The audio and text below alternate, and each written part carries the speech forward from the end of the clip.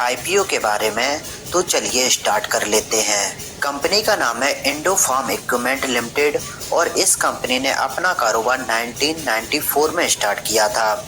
ये company tractor, pick and carry cranes and other harvesting equipment की manufacturing करती है और इस कंपनी के दो ब्रांड हैं जिसका की नाम है Indo Farm and Indo power.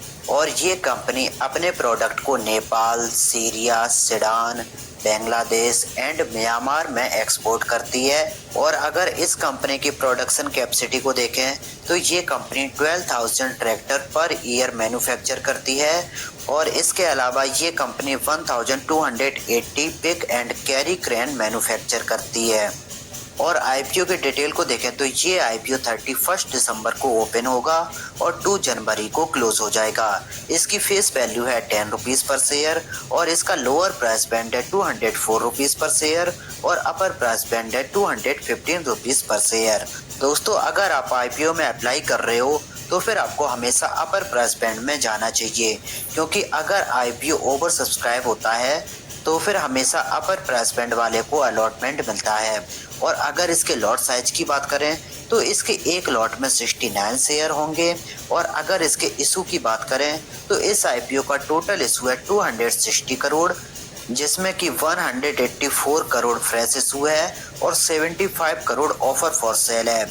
मतलब कि 184 करोड़ ये कंपनी के पास जाएगा और 75 करोड़ ये उन प्रमोटर या फिर शेयर होल्डर के पास जाएगा जो इस आईपीओ में अपने शेयर को सेल कर रहे होंगे।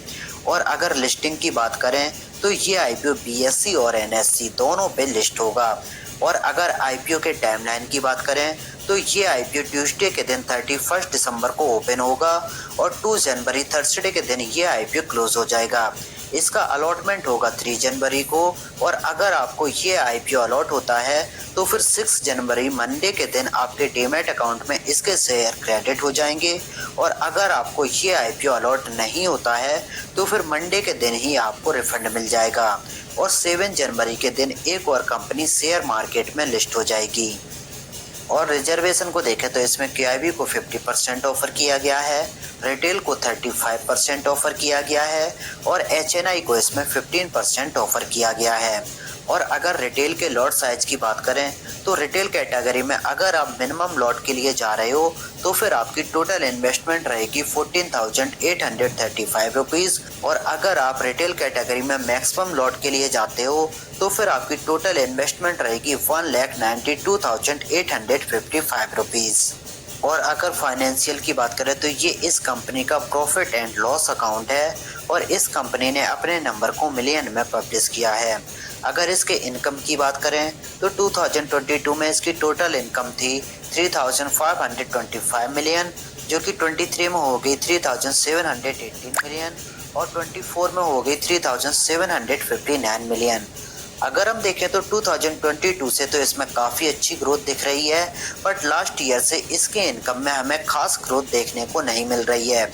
और अगर इसके एक्सपेंसेस की बात करें तो 2022 में इसके टोटल एक्सपेंसेस थे 3,333 मिलियन, जो कि 23 में हो गए 3,495 मिलियन और 24 में हो गए 3,520 मिलियन। अब हम चेक कर लेते हैं क्या इस कंपनी ने किसी एक्सेप्शनल आइटम का एडजस्टमेंट किया है। तो फिर आप यहाँ पे देख सकते हो कि इस कंपनी ने किसी भी एक्सेप्शनल आइटम का एडजस्टमेंट नहीं किया है। तो फिर अब हम आ जाते हैं इसके फाइनल प्रॉफिट पे। 2022 में इसका फाइनल प्रॉफिट है 137 मिलियन, जो कि 23 में हो गया 153 मिलियन और 24 में हो गया 155 मिलियन। आप यहाँ पे देख सकते हो कि अगर हम 2022 से कंपेयर करते हैं तो इसके प्रॉफिट में काफ़ी अच्छी ग्रोथ देखने को मिल रही है, बट लास्ट ईयर से इसके प्रॉफिट में कोई भी खास ग्रोथ देखने को नहीं मिल रही है और इसके प्रॉफिट लगभग फ्लैट नज़र आ रहे हैं।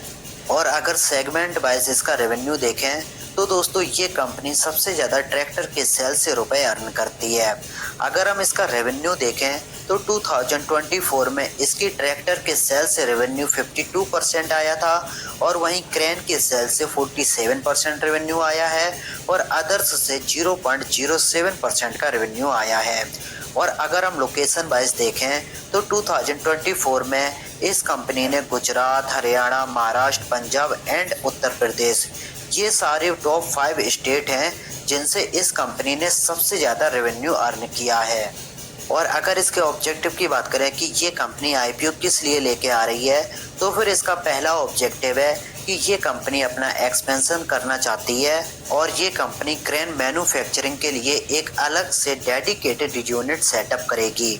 और उसके अलावा ये कंपनी अपनी कुछ बोरोइंग को कम करेगी, मतलब कि ये कंपनी अपने डेट का रिपेमेंट करेगी। और उसके अलावा ये कंपनी अपनी एनबीएफसी सब्सिडरी में भी इन्वेस्ट करेगी। और उसके अलावा है जनरल कॉर्पोरेट पर्पस। ये कंपनी अपने क्रेन मैन्युफैक्चरिंग यूनिट के लिए 700 मिलियन रुपीस यूज करेगी। और वहीं डेट रिपेमेंट की बात करें तो ये कंपनी 500 मिलियन रुपीस यूज करेगी और 450 मिलियन रुपीस ये कंपनी अपने एनबीएफसी सब्सिडरी में इन्वेस्ट करेगी। अगर इस कंपनी के कंपटीटर को देखें तो इसका डायरेक्ट कंपटीटर स्कोडा और बीएसटी टेलर, ये दो कंपनी हैं जो इस कंपनी के डायरेक्ट कंपटीटर हैं। और अगर हम देखें तो इस कंपनी के दोस्तों रिटर्न रेशियो काफ़ी लो देखने को मिल रहे हैं। अगर हम इसको स्कॉट्स से कंपेयर करते हैं तो स्कॉट्स का ROCE 16% है और ROE 12% है। और वहीं इस कंपनी का ROCE 9% है और ROE 5% देखने को मिल रहा है। तो दोस्तों अगर आप इस कंपनी को लॉन्ग टर्म के लिए कंसीडर कर रहे हो तो पहले इस कंपनी को शेयर मार्केट में लिस्ट होने दीजिए और उसके बाद आपको इसके क्वार्टरली नंबर को फोकस में रखना पड़ेगा। अगर इसके क्वार्टरली नंबर अच्छे आते हैं तो फिर आप इस कंपनी में लॉन्ग टर्म के लिए इन्वेस्ट कर सकते हो। और अगर शॉर्ट टर्म की बात करें तो फिर पहले हम इस कंपनी का ग्रे मार्केट प्रीमियम चेक कर लेते हैं और देखते हैं कि ये आईपीओ हमें कितना लिस्टिंग गेन दे सकता है। अगर इसका ग्रे मार्केट प्रीमियम देखें तो अभी इसका ग्रे मार्केट प्रीमियम 85 रुपीज़ चल रहा है। और अगर आप नोटिस करोगे तो स्टार्टिंग में इसका ग्रे मार्केट प्रीमियम मात्र 21 रुपीज़ था और वहाँ से कंटिन्यू इंक्रीज हो रहा है और अभी इसका ग्रे मार्केट प्रीमियम 85 रुपीज़ चल रहा है। मतलब कि ये आईपीओ लगभग 39% की लिस्टिंग गेन दे सकता है। दोस्तों जब ये आईपीओ ओपन होगा तो फिर हो सकता है कि इसके ग्रे मार्केट प्रीमियम में और भी ज़्यादा तेज़ी देखने को मिले और ये आईपीओ शॉर्ट टर्म में काफ़ी अच्छे लिस्टिंग गेन दे सकता है। दोस्तों अगर वीडियो अच्छा लगा हो तो please like the video and subscribe the channel. इस वीडियो में इतना ही, मिलते हैं अपने नेक्स्ट वीडियो में।